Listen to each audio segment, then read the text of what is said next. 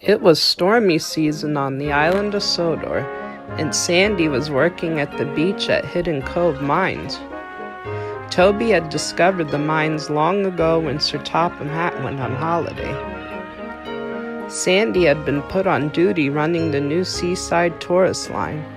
It went out into the bay on a long pier. "All this work is exhausting." "Don't worry, Duncan. All this work will keep you busy and on your wheels." "That's the problem, I reckon." Duncan and Sandy are good friends, but sometimes Sandy's cheery attitude gets to Duncan.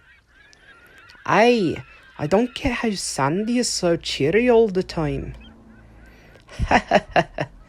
"She's still young, Duncan. Wait till she's been at it for a while. Remember how boisterous you once were?" "I know, I just wish she'd tone it down a bit. She's just a bit much." But Duncan didn't realize that Sandy overheard him.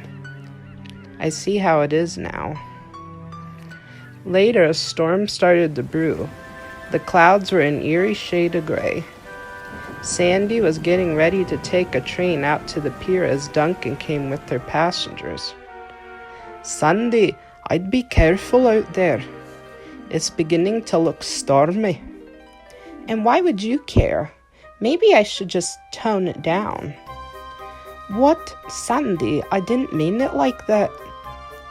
The guard blew the whistle as Sandy made her way out to sea on the pier.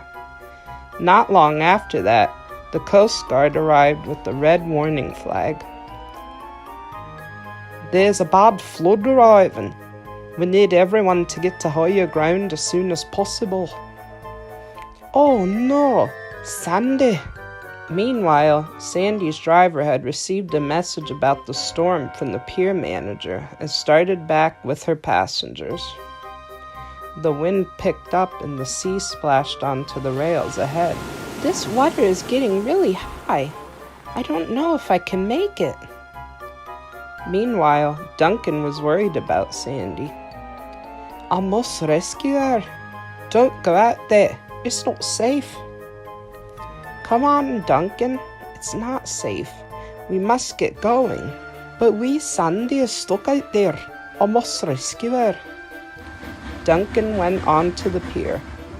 "The storm's getting worse. Now they'll both be stranded out there.